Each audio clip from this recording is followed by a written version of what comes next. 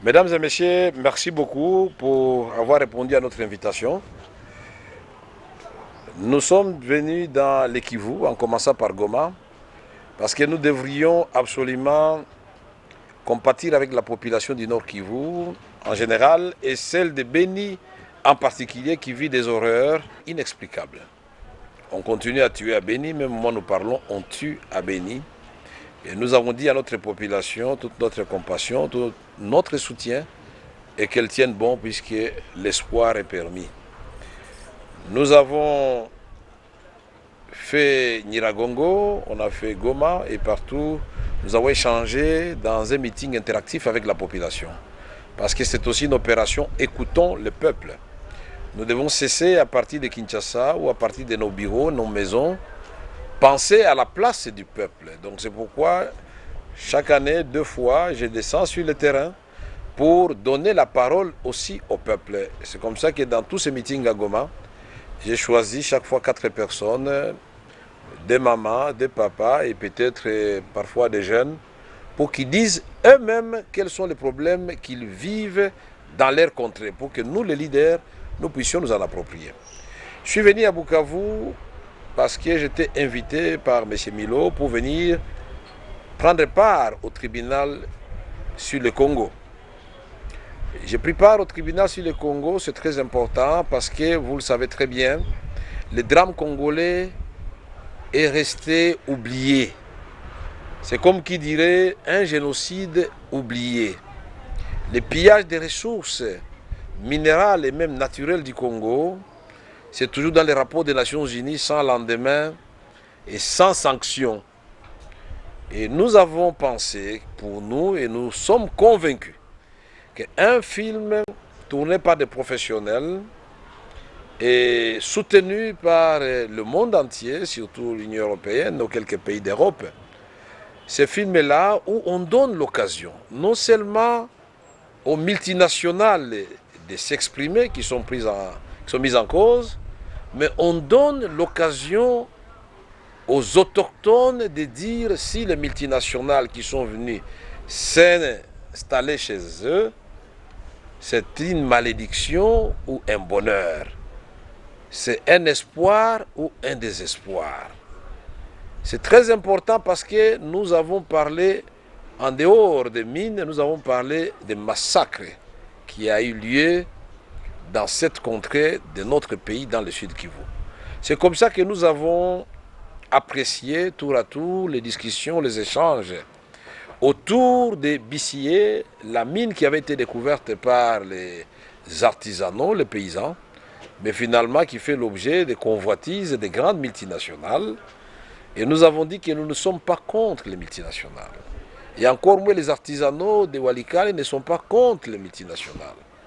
Mais ils fustigent une chose, c'est l'État congolais qui devrait, en octroyant les titres et même les certificats d'exploitation, d'exploration, ensuite d'exploitation, de tenir compte des intérêts des peuples autochtones. Les déchets, après avoir nettoyé l'or et qui contiendrait de la cyanure qui tue et les bêtes et les hommes, nous avons au cours de ces échanges vu quelles sont les limites du gouvernement congolais au niveau national et au niveau provincial de ne pas faire appliquer ses propres lois, de ne pas mettre en avant les intérêts de son propre peuple, tout en préservant aussi les intérêts des investisseurs qui viennent chez nous. Donc je crois que le but du film, ce n'est pas de s'attaquer aux multinationales, non. C'est de montrer aux multinationales que vous êtes en train de tuer les populations qui sont là avec la complicité d'un gouvernement irresponsable. Et nous avons aussi passé en revue les cas de Moutaroulé. Un drame qui a eu lieu, comme vous le savez, depuis longtemps. Et jusqu'à ce jour, on nous dit que les gens n'ont pas encore retrouvé leur maison. C'est très grave. On nous a expliqué, nous avions des larmes aux yeux, comment ça s'est passé. Le FRDC, un bataillon qui est basé à 1 km, était informé, aussi bien que la MONUSCO à 9 km. Il n'y a pas eu d'intervention du tout. Au contraire, les capitaines qui ont voulu intervenir accompagnés d'un lieutenant, ils ont reçu l'ordre de replier dans le camp. Et c'est inacceptable. Et puis, finalement, le lieutenant Kakula a été abattu. Nous avons suivi des témoignages poignants. Et nous disons La conclusion qu'on a tirée de tout ça, on ne peut pas tuer plus de 37 personnes pour cette vache. Et il n'était même pas établi que ce sont des fouliros qui ont volé des vaches. On a dit que c'était des bandits armés. Alors pourquoi s'en prendre à des gens qui sont dans les églises, à des mamans qui sont dans les maternités, les malades? Ça fait mal au cœur. Et quand on met ce film en exergue, dans ce film, ce cas de Moutaroulé, c'est pour que vous, la population de Bukavu, vous, la population du Congo, puisque Moutaroulé, Twangiza, Bissie, Mukungwe, ce ne sont que des illustrations de la réalité congolaise dans les autres parties où il y a des conflits liés aux minéraux ou liés à autre chose. Donc les gens doivent comprendre que ces films intéressent aussi bien le Nord Katanga, l'Ituri, le Nord Kivu, le Sud Kivu et le Maniema. C'est en cela que vous, la population du Nord, du Sud Kivu et du Congo tout entier, nous avons la responsabilité qui est la nôtre de soutenir ces films. Quand on a fait les films sur l'hôtel Rwanda, les Rwandais n'ont pas posé la question de savoir d'où vient l'argent. Les Rwandais se sont contentés de savoir, tiens, notre malheur qui était oublié, finalement, le monde entier en sera informé. Et moi, j'ai félicité les autorités rwandaises. Voilà pourquoi nous nous sommes battus tous pour dire nous devons prendre part à ces documentaires, parce que ce documentaire va aider les Congos pour que ces génocides oubliés, ces horreurs, ces exploitations illicites où les gens viennent prendre des titres miniers qui peuvent même sans exploiter, vendre à Hong Kong ou à Londres ou à Toronto et devenir des milliardaires. Je vous ai parlé du cas de la Gécamine, je vous ai parlé du cas de la Somico où quelqu'un a acheté un gisement à 35 millions de dollars l'avant-midi et l'a revendu l'après-midi à 850 millions de dollars américains. C'est pourquoi dans les propositions que nous avons faites, nous avons dit que le gouvernement congolais doit faire comme le gouvernement angolais. Il faut d'abord que le gouvernement congolais fasse la prospection, actualiser la prospection de ses richesses et évaluer la valeur, la teneur et à ce moment-là, quand on donne le titre, ça ne sera plus le titre d'exploration, non. Ça sera le certificat d'exploitation. Et on connaît le prix, puisqu'à ce moment, on ne va pas se faire rouler. Deux, nous avons proposé aussi, dans le cadre de notre vision, que nous devons faire comme au Brésil. Le président Lula a dit à tous ceux qui veulent les minéraux du Brésil d'amener un minimum de technologie sur place, le transfert de technologie. Il faut qu'il y ait quand même une semi-transformation sur place. Au lieu de mettre des fonderies ailleurs, au lieu de mettre des usines de transformation ailleurs, je crois que les multinationales gagneraient, c'est même une rente de situation, en mettant leur industrie de transformation à côté de l'industrie d'extraction. Et je sais qu'on va nous retourner la balle pour dire que si nous allons au Rwanda et ailleurs, c'est parce que là-bas, l'État a mis de l'ordre et que chez vous, ici, il y a l'insécurité, il y a multiplicité de taxes, il y a beaucoup de tracasseries. Nous préférons d'aller dans un pays où les gens sont sérieux. Donc, tout dépend de nous maintenant. Quel Congo nous voulons? Nous n'allons pas passer notre temps à nous plaindre des multinationales, à nous plaindre des voisins, à nous plaindre du capitalisme, puisque les mêmes multinationales sont au Botswana. Les mêmes multinationales sont en Namibie, au Ghana. Ils sont au Rwanda, ils sont en Ouganda. Pourquoi là-bas, ça avance et ici, chez nous, ça recule? Donc la balle est dans notre camp. Nous devons construire une armée digne de ce nom, qui va protéger le territoire et les citoyens. La police qui va veiller le jour comme la nuit et qui sera motivée et bien payée. Pas une police qui va se faire payer sur le dos de la population. Une justice équitable, la même pour les riches et pour les pauvres. Et une administration qui fonctionne normalement. Pas 50 agents d'administration à la frontière de Changougou, pendant que de l'autre côté au Rwanda, vous en avez 3 ou 4. Ce n'est pas normal. Les mêmes scènes, vous la retrouvez au beach à Kinshasa, vous la retrouvez à Uvira, partout. Donc nous devons nous remettre en cause nous-mêmes pour dire qu'est-ce que nous-mêmes nous faisons de nos ressources naturelles. Et je crois que c'est possible avec toutes les intelligences que j'ai vues défiler devant cet auditoire. Je crois que le Congo peut sortir. C'est pourquoi je voudrais remercier le gouverneur de province, puisqu'il a accueilli toute cette équipe ici chez lui. Je voudrais remercier M. Milo, qui est à la base, avec toute son équipe à la base de ce tournage. Mais je voulais remercier surtout la population du Nord Kivu et du Sud Kivu pour l'accueil qu'ils nous ont réservé. À travers cet accueil, c'est l'accueil qu'ils réservent au film Le Tribunal sur le Congo. Le vrai tribunal commence d'abord comme ça, et après, c'est nous allons reprendre ces films pour maintenant plaider pour un vrai tribunal mixte, les chambres mixtes, comme on l'avait dit tout à l'heure. J'ai beaucoup apprécié le jugement qui a été rendu. C'est un jugement virtuel, oui, mais un jugement quand même, puisque les responsables du gouvernement sont passés, de l'opposition, dont moi-même, de la société civile. Il y a eu des jurés congolais, il y a eu des jurés expatriés. Donc, ça donne déjà la préfiguration de ce que seront les chambres mixtes. Je voudrais enfin vous dire que vous avez le loisir de poser des questions sur d'autres questions d'actualité, que ce soit les dialogues, que ce soit les élections. Il n'y a pas de questions taboues, mais je m'arrête là. Et je vous remercie très sincèrement, sans oublier, j'ai failli oublier, la police nationale qui nous a bien encadrés à Goma et ici à Bukavu. Et il y a toujours un temps pour se racheter, et je crois que c'est bien parti, cette collaboration entre la police et la population. Nous voudrions que ça dure longtemps. Quand il y a un leader qui vient, que ça ne soit pas l'occasion pour bombarder la population de bombes lacrymogènes ou de balles réelles. Félicitations à la police et à toutes les autorités provinciales. Je vous remercie.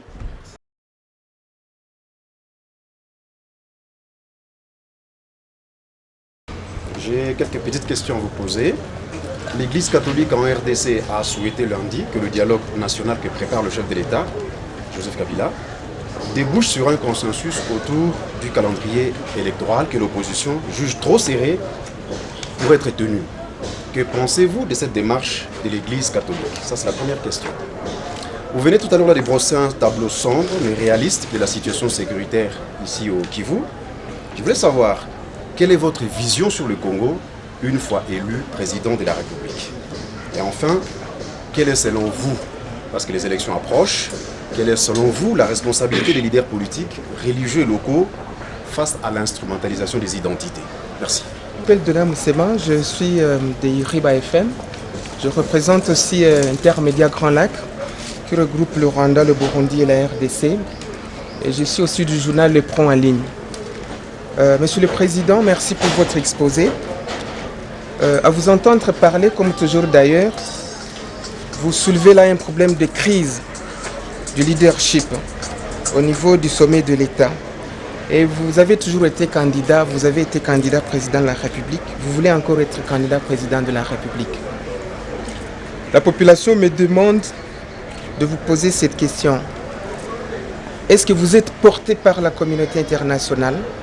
Est-ce que vous avez des assises à ce niveau-là? Parce que aussi pour les élections en Afrique, c'est notamment les assises au niveau de la communauté internationale, comme vous êtes déjà bien porté au niveau de la base, au niveau national. Merci. Je suis journaliste et éditrice à Bénévolencia Grand Lac. Au Burundi, cela fait plus d'un mois que les manifestants contre la candidature de Pierre Nkurunziza durent. Des morts sont enregistrés, plus de 100 000 Burundais ont fui dans le pays voisin et des élections présidentielles à RDC sont prévues en 2016. Que faut-il faire, selon vous, pour que cette situation ne se produise pas en RDC? L'autre question, quelle serait votre réaction en tant que président d'un parti de l'opposition si Joseph Kabila parvenait à se présenter comme candidat président de la République, tout en sachant que cela serait son troisième mandat? Quelles sont les implications régionales de la situation politique et sécuritaire au Burundi actuellement et quelles sont les conséquences sur la République démocratique du Congo? Merci. Pour la question de la télévision Chala, je voudrais d'abord corriger. L'Église catholique n'a pas dit qu'il faut faire un dialogue qui va déboucher sur un consensus, non. L'Église catholique a dit exactement, j'ai suivi Monseigneur Djomo, j'ai suivi le cardinal Mosengo. Ils ont dit, nous devons savoir le dialogue se fait dans quel cadre et pour quel objectif. Et c'est le prélat de Kinshasa, le cardinal Mosengo, qui a ajouté, puisqu'il a été reçu seul hier, qu'il a dit, le dialogue, si c'est pour trouver un calendrier consensuel, et dans le respect des délais constitutionnels pour un départ apaisé de celui qui est là, d'accord. Il dit la même chose que nous, sauf que nous disons, lui, il est religieux, il ne peut pas décliner l'invitation du président de la République. Il est allé le voir, il lui a dit ce que nous disons dehors. Mais nous refusons d'aller le voir parce que c'est sans objet. Nous savons que c'est à ce moment-là qu'on attrape certains d'entre nous. Ça commence toujours par des petites consultations, puis après, il sort une ordonnance, puisque j'ai vu tout le monde, le dialogue va démarrer et certaines personnes peuvent succomber à la tentation et trahir encore une fois le peuple. Nous disons, il y a eu les concertations nationales, 700 recommandations. Il faut qu'on applique ces recommandations-là. Ça nous a coûté beaucoup d'argent. On n'a pas besoin de notre dialogue qui va coûter de l'argent au moment où la population de Moutaroulé n'est pas encore réinstallée de façon sécurisante dans ses maisons. Au moment où la population de Béni pleure ses morts et ses malades et ses déplacés, qu'on prenne cet argent, qu'on envoie à Béni, qu'on envoie à Moutaroulé et qu'on donne une partie aux éléments de FARDC et de la police pour les motiver à sécuriser le territoire. Vous avez suivi à Goma déjà, encore. C'est pour dire, quand je cite ici la question de l'armée, de la police, ce n'est pas parce qu'il y a une idée noire derrière ma tête, non. Les tableaux sombres, vous avez dit que j'ai peint les tableaux sombres de la situation, quelle serait ma vision sur le plan sécuritaire. Sur le Congo, c'est ça justement. Oui, j'ai toujours répété que vous ne pouvez pas entreprendre avec beaucoup de garanties d'autres projets au Congo et dans n'importe quel pays s'il n'y a pas l'État. Il faut d'abord la refondation de l'État. L'État est le garant de tout le monde, nationaux comme étrangers, investisseurs nationaux comme étrangers, population congolaise comme population étrangère. Pourquoi jadis les touristes venaient beaucoup à Goma et à Bukavu? C'est parce que l'État garantissait leur sécurité. Ils étaient traités au même titre que les Congolais. Ils se sentaient ici chez eux. Donc nous devons avoir une armée véritablement républicaine. Il faut accélérer la réforme des services de sécurité. Les jeunes et les vieux qui n'ont pas vocation d'être militaires, il faut les enlever de l'armée, les envoyer dans les centres de formation pour qu'ils deviennent agriculteurs ou cantonniers ou constructeurs de caniveaux ou de maisons ou des charpentes. Et ils vont gagner de l'argent à la fin du mois, $100 dans le cas du service national. C'est une très bonne chose. Nous devons avoir une police professionnelle. La nuit comme le jour, cette police doit veiller.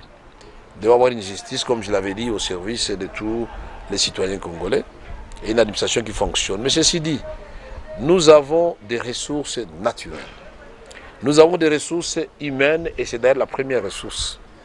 Comment faire en sorte que chaque Congolais puisse contribuer au développement de son pays? Il faut d'abord qu'il y ait un leadership visionnaire et rassembleur. Nous devons quitter les schémas de l'époque où c'est un seul homme qui dicte la loi à tout le monde. Ça sera une équipe, mais une équipe qui va se mettre dans le peuple, écouter le peuple et déléguer les pouvoirs aux gouverneurs de province, aux administrateurs du territoire, mais aussi avec des assignations.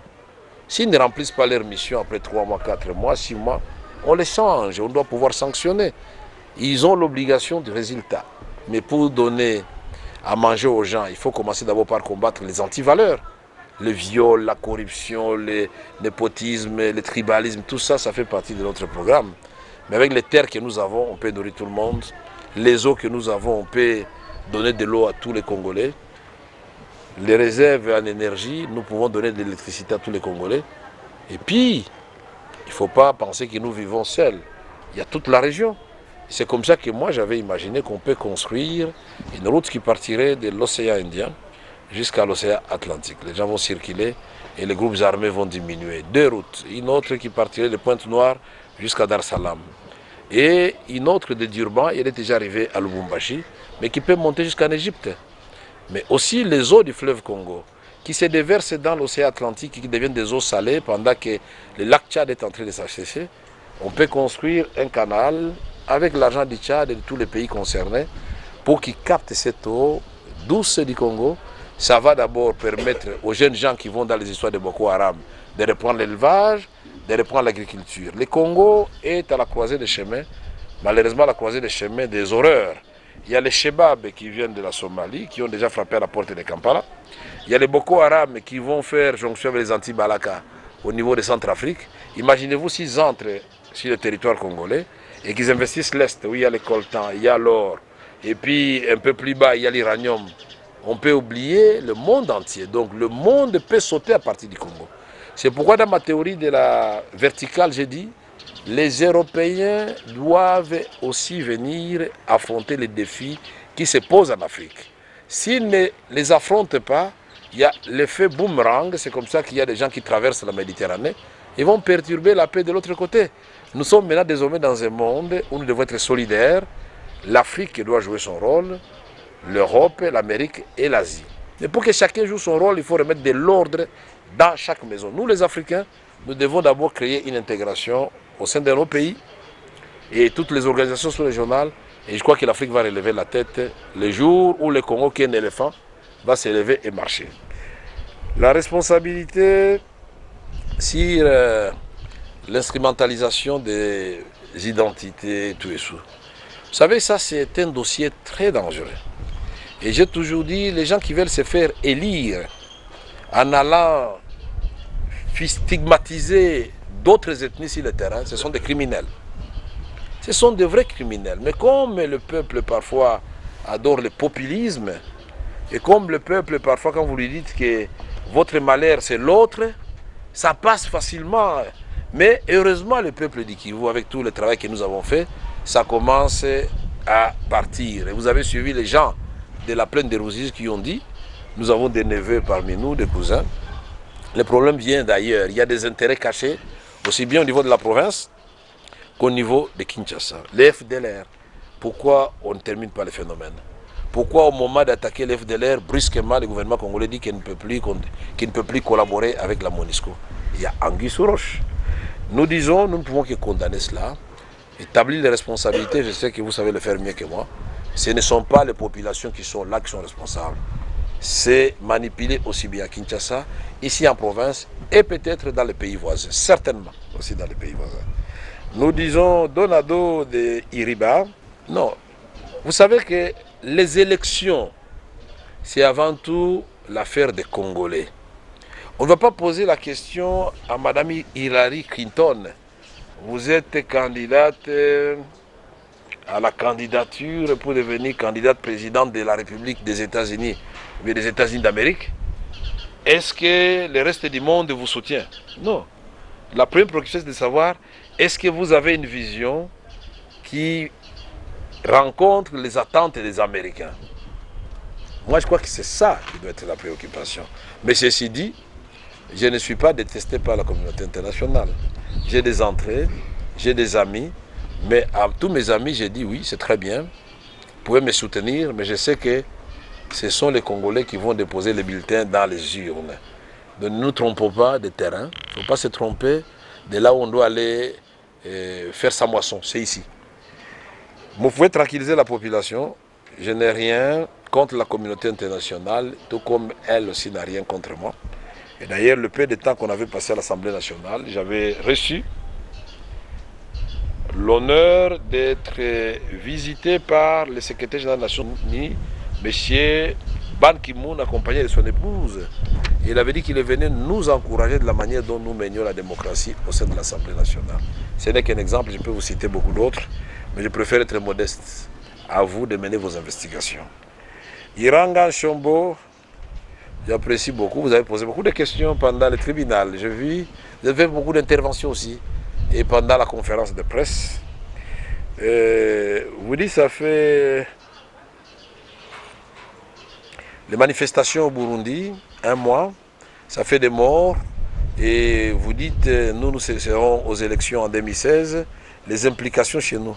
Non, chez nous, ça a commencé chez nous avec le 19 janvier. C'est ce qui a réveillé le Burundi pour comprendre qu'un peuple peut dire non à la révision de la Constitution au 3e mandat. Chez nous, ça n'a pas changé. Et quand vous insinuez la possibilité du président Kabila de briguer un 3e mandat, À moins que vous ayez parlé avec lui, mais lui-même avait dit qu'il allait respecter la Constitution. Et quand vous suivez les différentes consultations, tout le monde les répète. Monsieur le Président, vous voulez faire votre dialogue? Ok, dites-nous pourquoi. Mais quelle que soit la raison que vous allez avancer, ça doit respecter les délais constitutionnels. Ça signifie que le 20 décembre 2016, vous cessez d'être président de la République et vous réintégrez la vie civile et vous allez circuler comme Obasanjo, comme Mbeki, comme Kappa, comme tous ces présidents qui font le prestige du monde. Et il peut animer des conférences à travers le monde, il peut circuler, et voilà. Donc il ne faut même pas envisager cette possibilité-là. Chez nous, c'est le peuple. C'est vous, Madame Miranga. C'est lui, Donado. C'est celui qui nous suit, qui est à la maison. Le destin du Congo, c'est entre nos mains, nous tous. J'ai comme l'impression qu'au Congo, on croit que la communauté internationale viendra faire le travail à notre place. J'ai été ahuri d'apprendre et d'entendre que tout le monde est tiré pratiquement sur la MONUSCO, oubliant que c'est une force des Nations Unies qui est venue chez nous, et si elle est restée longtemps chez nous, c'est parce que nous avons des faiblesses internes. Et quelle est la responsabilité, si vous lisez la Constitution, de sécuriser le territoire, revient avant tout au gouvernement congolais. Donc nous ne devons pas nous prévaloir de nos propres turpitudes. Nous tuons nos institutions, nous les remplaçons par les hommes forts qui peuvent tout faire en toute impunité, et nous nous plaignons. Non, le peuple doit se réveiller pour établir les choses. Les élections qui commencent en 2015 et qui vont se terminer en 2016 doivent amener un changement. Nous devons ensemble, dans les rassemblements, changer. Et moi, je suis contre ceux qui disent ceux qui gagnent, gagnent tout, écrasent ceux qui ont perdu. Et ceux qui ont perdu, ils perdent tout, ils deviennent des rebelles. On doit briser cette spirale pour rassurer tout le monde que toutes les compétences du Congo seront mises à profit pour construire un Congo meilleur. Il n'y a pas que des intelligences dans l'opposition. Il y en a dans la société civile. Il y a des gens qui sont au pouvoir, mais qui sont intelligents, mais ils sont enfermés dans un système. On va changer le système. Et si la tête de leadership est visionnaire et sévère, même celui qui était voleur va se repentir et ne volera plus puisqu'on va l'arrêter. Voilà. Si j'arrête un de mes collaborateurs qui est à côté de moi parce qu'il a volé seulement 1000 $, je crois que vous qui êtes gouverneur de province, vous allez réfléchir 2 fois, n'est-ce pas? Il a arrêté celui-là pour 1000 $ et moi je vole 100 000. Il va me tuer. Et donc c'est ça, la sanction doit revenir. Radio Neno Lauzima. Ah, Neno Lauzima, oui. Je reviens un peu à la question de Jude, mais je voulais savoir qu'est-ce qui justifie le refus de la participation de l'opposition au dialogue proposé par Joseph Kabila. Deuxième question, quelle leçon doit tenir la République démocratique du Congo aujourd'hui à la situation actuelle au Burundi, notamment en ce qui concerne les élections? Troisième question, quelle solution proposez-vous par rapport au recrutement de jeunes dans les groupes armés? Je suis Yves Ndjadi de Vision Chat à la télévision. J'ai 2 petites questions. Ma première, parce qu'on sait très bien que l'actualité au pays reste littéralement dominée par les élections, les échéances électorales. Pour ceux qui parlent d'une, pour ceux qui parlent d'une désunification de l'opposition congolaise par rapport à ces échéances électorales, je voudrais savoir votre version de fait. Et ma deuxième question, c'est par rapport au procès qui oppose M. Vital Kamerhe à Mme Willy Moleka. La dernière information en notre possession est que c'est la Cour constitutionnelle qui s'est saisie du dossier. Quelle est votre version de fait par rapport à cette histoire? Merci. Je m'appelle Ernest Mwongo, je suis journaliste de radio Mandelo, mais également correspondant dans Deutsche Welle. Vous avez pris une part très active dans le tribunal sur le Congo. Il est ressorti dans ce tribunal justement, il y a pillage des ressources. Je ne sais pas si vous étiez aujourd'hui président de cette mairie. Est-ce que le rapport RDC multinational va changer? Et pourquoi ça n'a pas changé lorsque vous étiez président de l'Assemblée nationale, vous êtes parmi les décideurs? Parce que la question de ces pièges ne date pas d'aujourd'hui. Ma deuxième question, je suivi vos discours pendant votre périple ici qui aboutit à ces différentes adresses. Vous insistez beaucoup sur l'amélioration des conditions des militaires, des enseignants, des policiers. Est-ce que vous avez un plan de la population aussi? Des conditions des policiers, des militaires et de ces enseignants. Et toujours, quand je fais votre dernier passage ici à Boubaké a été très tumultueux. Je j'étais à la place de l'indépendance et j'ai vu ce qui s'est passé. J'aimerais savoir, selon vous, est-ce que la police congolaise est devenue, bon, votre deuxième passage est moins tumultueux que ce qu'on a vécu la dernière fois? Est-ce dire que la police congolaise est devenue plus professionnelle ou le système actuel est devenu plus tolérant ou Vital Kamerhe est devenu moins pour nous? Honorable, jusque-là, votre parcours politique est élogieux. On peut savoir le bon souvenir que vous en retenez jusque-là. Merci. J'ai une petite préoccupation. Que pensez-vous sur la violence sexuelle à l'est du Congo, puisque trop de personnes essaient de mentir pour se faire des cas, mais aussi la part des ONG internationaux de la gratuité dans le système sanitaire qui ont essayé un peu d'entraîner la population dans la même misère. Et après le départ de ces ONG de gratuité, la population retourne dans les mêmes difficultés qui étaient la même. Quel média? Bénévolencia, Grand Lac. Bénévolencia. Oui, Grand Lac. Quelle priorité voyez-vous en RDC pour instaurer la paix durable, surtout dans la sous-région? Je crois que le dialogue, on en a parlé. Nous ne voulons pas de dialogue pour les raisons que j'avais déjà évoquées avant. C'est le gaspillage d'argent. Mais aussi, il y a un piège dans ce dialogue. Ils savent que le politicien congolais, quand il se retrouve, et il suffit de dire comme on n'a pas beaucoup de temps, on va se partager le pouvoir pour faire une petite transition. Tel devient vice-président, tel autre premier ministre, tel ministre. Et nous pouvons donc ensemble préparer de bonnes élections 2 ans ou 3 ans après 2016. Ça s'appelle le glissement. Or, notre combat actuel, c'est contre le glissement. Les Burundis, c'est que quand un peuple est déterminé, son destin, il n'y a aucune arme qui peut l'arrêter. La volonté et la détermination d'un peuple sont des armes redoutables. Je crois que le président de Burundi est en train de vivre ça. Et au Congo, nous devons continuer à croire que nous pouvons braver les armes. Et finalement, les militaires finissent aussi par se ranger du côté de la population.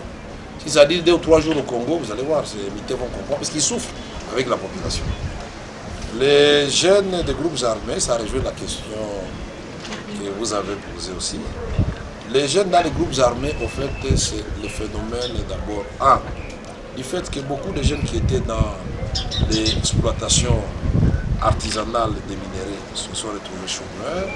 J'ai vu ça à Lubumbashi du jour au lendemain, on a déversé dans la ville plus de 20 000 personnes comme ça. L'insécurité a commencé, et pour le cas de Lubumbashi, le président est revenu vite à la vivre à Lubumbashi, c'était impossible. Mais si cela est vrai pour Lubumbashi, cela est vrai aussi pour Bissi, cela est vrai aussi pour Mukungwe et pour Ntwangiza. Et je ne dis pas que c'est uniquement ça la cause, c'est l'une des causes. La deuxième cause, c'est la pauvreté. Il n'y a pas d'emploi. Et les jeunes estiment que si on me donne une Kalachnikov, je peux braquer ou couper la route, je vais gagner un peu d'argent. La solution, puisque celle qui a posé à la fin a demandé quelle est la solution que nous préconisons, c'est vous. La solution, nous devons recréer des services nationaux et le renforcer. Mais en même temps, nous devons sensibiliser les Maïmaï parce qu'ils avaient été créés par le gouvernement congolais pour défendre la patrie qui était à ce moment-là attaquée et agressée.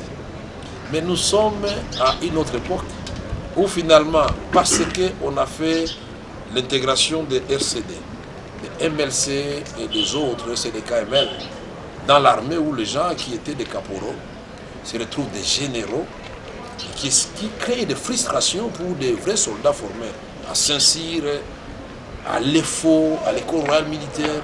Moi, je connais un diplômé de Saint-Cyr depuis 25 ans. Il a le grade de capitaine. Et ce monsieur-là doit être commandé par un jeune de 28 ans qui est général. Tout simplement parce que lui, il a pris les armes, il a tué les Congolais, il faut lui donner une prime, il faut lui donner les grades. Donc les solutions doivent être de 2 ordres. Combattre la pauvreté, mais en même temps mettre fin à cette histoire où on fait la prime à la rébellion. Il faut qu'on érige la rébellion en un véritable crime contre l'humanité.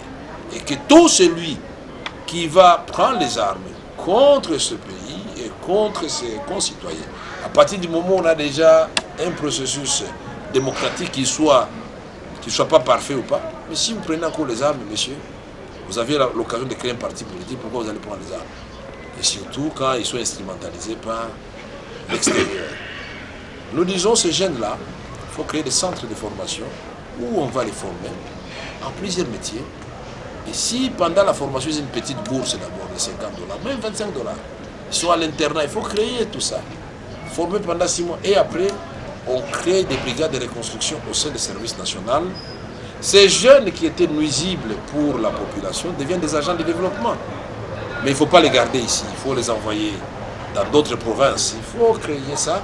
S'ils restent là où ils sont, ils ont caché certainement quelques armes puisqu'ils disent on ne sait jamais. Ils vont aller déterrer ça, ils vont recommencer. Nous disons à Yves Ndjadi, les échéances électorales, il parle de la division de l'opposition. Non. Moi j'ai comme l'impression que l'opposition est en train de se consolider pendant que la majorité se divise. Aujourd'hui, il y a ce qu'on appelle dans la majorité les G7, vous le savez, non? Conduit par Pierre Lumbi, le conseiller spécial du chef de l'État en matière de sécurité avec les MSR. Les Olivier Kamitatou avec ARC, ils sont nombreux, je peux vous citer. On les appelle G7. Ils ont écrit au président pour dire qu'ils ne sont pas d'accord avec le 3e mandat. Et je peux vous citer le cas de Lutundula, qui est député célèbre, qui a fait une proposition à l'Assemblée nationale à quelques phrases ou mots près, c'est la proposition de l'opposition. Pour dire les locales et les municipales, c'est de la distraction, ça va créer des troubles. Allons à l'essentiel, économisons l'argent et qu'on aille à une ère nouvelle. Nous disons, au niveau de l'opposition, c'est vrai, après 2011, chacun était de son côté, mais nous avons trouvé la magie. Nous avions commencé d'abord notre alliance avec Moussa Nyamessi, avec son RSR de KML, il est en exil, avec Zanga Mobutu avec l'IDEMO. Et puis, autour de ces 3 leaders, nous avons créé une grande plateforme, la CVD, et après, nous avons ressenti les besoins de grandir. Nous sommes allés à la rencontre de l'IDPS, des CDR, des MLC et des autres partis politiques pour créer les forces politiques et sociales de l'opposition. Nous avions organisé quelques marches ensemble avec nos amis, jusqu'au moment où les amis de l'IDPS ont estimé qu'ils ne pouvaient plus être avec nous après leur voyage en Europe. Mais tout le reste de la plateforme, nous sommes ensemble. Mais je suis si heureux de vous informer que l'IDPS aujourd'hui a rejoint le langage de l'opposition, c'est-à-dire les autres qui avaient dit non au dialogue et qui avaient dit non aux consultations du président Kabila. Est-ce que quand M. Kamere l'avait dit, il était prophète? Non. J'avais dit à nos amis, je vous aime beaucoup, ne tirez pas le vieux Étienne Tshisekedi par les bas. C'est un patrimoine national et même africain. Je ne le vois pas, lui qui a dit qu'il a gagné les élections, il a prêté serment dans sa parcelle. Et aujourd'hui, tout d'un coup, il dit, bon, maintenant je vais aller négocier dans le cadre d'un dialogue avec le président Kabila. Et même la feuille de route qu'ils ont présentée. Ce serait utopique de croire qu'en discutant avec Kabila, après avoir discuté, Kabila a dit, ok, merci, je reconnais que j'avais triché. Maintenant, Tshisekedi, venez vous asseoir dans mon fauteuil présidentiel. Vous y croyez, vous? Que si Kabila discute avec l'IDPS, la magie va s'opérer, Tshisekedi va terminer le mandat de Kabila et Kabila va aller s'asseoir à la maison. Vous y croyez? C'est pourquoi nous avons dit, ne perdons pas le temps. Et puis surtout pas la distraction. À partir du moment où le peuple congolais s'est levé, le 19 janvier, il ne faut pas que nous, les politiciens, nous puissions lui faire perdre cet élan-là, avec des prises de position parfois incompréhensibles. Je suis heureux de voir qu'Ernest Mouérou de Maïndéo me pose la question. Il dit le pillage de nos ressources, effectivement le pillage a commencé depuis longtemps. J'étais président de l'Assemblée nationale. Je crois qu'il a aidé au Maïndéo, puisqu'il y a des fois vous m'appelez, je passais en direct.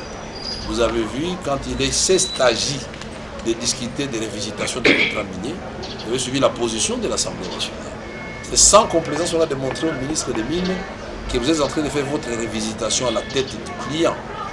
Et même je m'étais opposé, sans contrepartie aucune, pouvait aller poser la question et ces gens je ne les connais pas, mais les First Quantum, le Boss Mining, j'ai dit au président Kabila, vous ne pouvez pas avoir octroyé un titre en bonne et due forme à une entreprise et qui plus est, a investi près de 450 millions de dollars à Kolwezi et d'un coup vous vous réveillez, vous dites non, nous vous retirons ce titre pour le donner à un individu. J'ai dit non. En tant que président de l'Assemblée nationale, j'ai écrit une lettre, j'ai dit non. Nous devons assigner à cette entreprise des objectifs. Ils doivent engager les gens locaux, ils doivent tirer la ligne du courant jusque dans les villages, ils doivent construire les routes pour amener, ils doivent construire les écoles et les centres de santé. En dehors du fait que eux, c'était les cuivres cathodiques, c'est-à-dire, et ils transformaient un peu les cuivres, ils n'amenaient pas les cuivres bruts. Et voilà qu'on les a gardés. Et quand j'ai quitté l'Assemblée nationale, on a retiré. Et la suite, vous la connaissez. Le Congo a comparu et a payé à First Quantum 1,250 milliard de dollars américains. Quelle perte! Et après, quand on a vendu ça aux Kazakhs, First Quantum a attaqué encore les Kazakhs ont payé 950 millions de dollars. Et voilà comment First Quantum a gagné, plus qu'il n'espérait et le peuple congolais a perdu. Et les Kazakhs ont dit que ce qu'ils ont payé là, c'est une avance ici des impôts que nous, le peuple congolais, nous devons payer. Je peux vous donner beaucoup d'exemples en ce qui concerne le plan de sortie de crise à l'est de la République démocratique du Congo. J'avais initié la conférence de Goma, vous le savez très bien, comment nous avions mis ensemble toutes les communautés du Nord et du Sud. C'est moi qui ai sorti les Laurent Kunda de la brousse. Il y avait des recommandations. Il suffisait de les appliquer, on ne les a pas appliquées. 6 mois après, 7 mois après, Laurent Kunda a repris la guerre à l'est.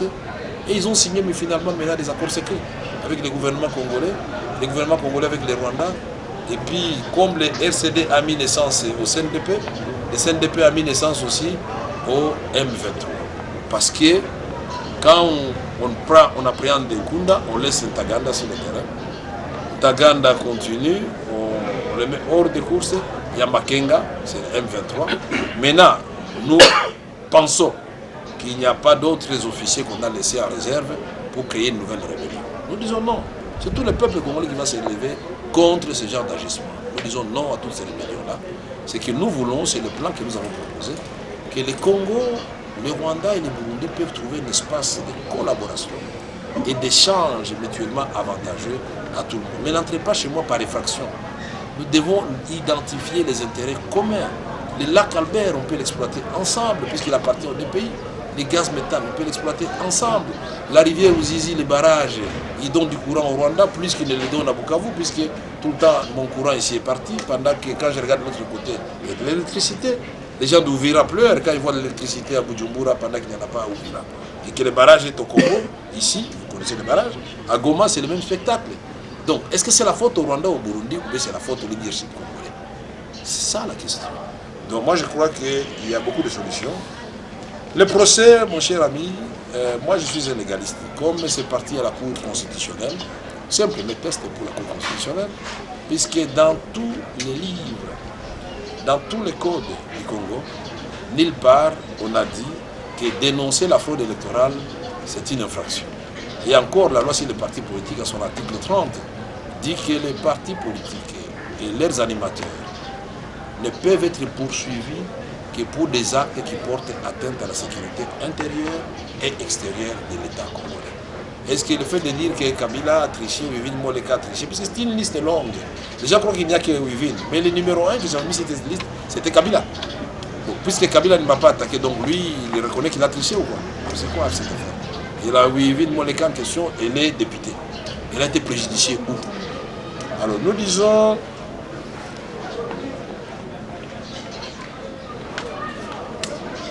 la police et l'armée. Mon cher ami, est-ce que vraiment c'est l'argent qui manque pour mettre les policiers et les militaires à l'aise? Ou c'est la volonté qui manque? Mais dans ce pays, nous avons maintenant des milliardaires. Peut-être vous n'êtes pas informés. Nous avons des milliardaires. Le taux de croissance de la République démocratique du Congo, le premier ministre a dit c'est 9%, bientôt ça sera à 2 chiffres. Le taux de croissance, c'est un concept très compliqué pour nos enfants qui sont à la maison, nos mamans qui n'ont pas étudié. Le taux de croissance, ça signifie quoi? Le pays a produit, la production a tellement augmenté, et le taux là, ça vous montre la progression de la production. C'est-à-dire le produit intérieur brut aussi a augmenté. Ça signifie quoi? La richesse nationale a augmenté. aussi c'est vrai, il n'y a que deux hypothèses. La première hypothèse, c'est vrai, ça a augmenté, mais ça a profité à un groupe d'individus. Puisque vous, de Radio Mandeno, je ne pense pas que vos conditions de vie, vous avez l'impression que vous vivez mieux ici maintenant qu'il y a 10 ans. Où on avait un taux de croissance de 2%. Vous vivez mieux maintenant? Non. Où est passé cet argent? Ou la deuxième possibilité, il n'y a pas eu de taux de croissance. Mais moi, je crois qu'il y a eu croissance. Pourquoi? Parce que la Gécamine, à l'époque de Mobutu, la production totale était de 450 000 tonnes de cuivre. Et les gens vivaient très bien parce que la Gécamine, on disait que c'était le poumon de l'économie congolaise. Est-ce que vous savez aujourd'hui la Gécamine produit combien? C'est qu'on met sur papier, on dit 950 000 tonnes de cuivre, plus que le double. Mais quand vous parlez avec les entreprises minières, ils vous disent que nous arrivons jusqu'à 2 millions de tonnes de cuivre. Le Congo a de l'argent, et de l'argent qui se volatilise dans les poches des individus. Et même ces individus-là ne gagnent pas beaucoup, puisque les multinationales, quand vous lui proposez un chemin raccourci, il prend les raccourcis, il paye moins, plutôt que d'aller payer des impôts trop compliqués. Donc il nous appartient encore une fois à nous de le faire, et les moyens viendront de là. Et je ne vais pas vous développer tout mon plan ici, pour qu'on ne dise pas que j'ai commencé la campagne avant. RTK, parcours politique, logé.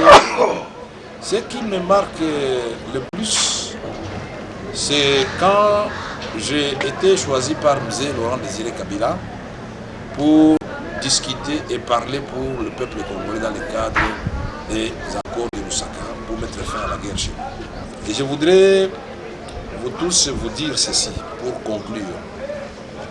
Le Congo, c'est l'espoir de l'humanité. Il faut que vous ayez ça en tête. Vous savez, quand les conscients et les subconscients se croisent et que vous y ajoutez l'action, le rêve devient réalité. Si vous croyez dans votre subconscient et vous voyez un Congo qui va devenir comme le Hong Kong, je ne sais pas comme quel autre pays du monde, comme la Suisse, comme l'Allemagne, comme la Belgique, comme le Brésil, voilà. Donc il faut d'abord que cela entre dans nos têtes. Et nous devons y croire, y ajouter la foi. Et quand on a la foi, il faut poser des actions. Et je l'ai dit pourquoi? Parce que nous avons 280 millions d'hectares de forêt. Nous sommes la deuxième forêt du monde. Dans le cas du changement climatique, c'est nous le Congo, la solution, après le Brésil. Mais où est les retombées pour le Congo? 2. Pour nourrir les déficits alimentaires mondiaux, la solution c'est le Congo. Bon, on a parlé de 80 millions d'hectares de terre. Il faut dire au professeur qu'il a parlé. Les 80 millions d'hectares de terre, c'est l'espace qui est accessible. Mais il y a 40 millions qui sont irrigables. On peut faire des biocarburants. Donc le Congo, si on l'exploite, on peut produire pour 2 milliards d'individus. Le Congo peut donner de l'eau à l'ensemble de l'Afrique et aux Congolais. Le Congo peut donner de l'électricité à l'ensemble de l'Afrique et à l'Europe méditerranéenne. Pas la moitié comme l'avait dit Madame l'autre fois. Non, il faut rectifier. C'est l'ensemble de l'Afrique. Et c'est dans le plan du NEPAD et les études en Europe le montrent. Et nous disons 44 000 MW de Inga. Quand vous ajoutez toutes les autres sources, c'est quand même extraordinaire. Les Congo, bon, j'aime pas trop ça. Pas de scandale géologique. Moi, je crois que le Congo doit redevenir un scandale agricole. C'est le moment où le sol, c'est-à-dire l'agriculture, doit prendre la revanche sur le sous-sol. Puisque c'est l'agriculture qui a été à la base, à l'époque coloniale, à la création de l'Union minière, Somenki, Kilomoto, toutes ces unités industrielles, c'était l'agriculture qui les finançait avec la main-d'œuvre, avec les matières premières. C'est le moment de reprendre l'argent des industries minières pour avoir un vrai plan de développement agricole. Puisque l'agriculture, la France a démontré que quand, même la Suisse, même l'Allemagne, que l'agriculture c'est l'investissement le plus sûr. C'est inépuisable. Et nous encore, mieux que les Français, que les Allemands et les Suisses, nous avons un grand espace qui est resté vierge.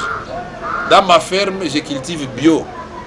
Je ne mets pas des engrais, ça pousse. Dans ma parcelle, toutes les fleurs ici sont bio. Je n'ai pas mis d'engrais, mais je suis étonné de voir comment ça pousse. Même pays comme ça. Comment on peut être pauvre? La maladie, c'est quoi? 3 maladies. La première, l'absence de leadership. La deuxième, absence de vision.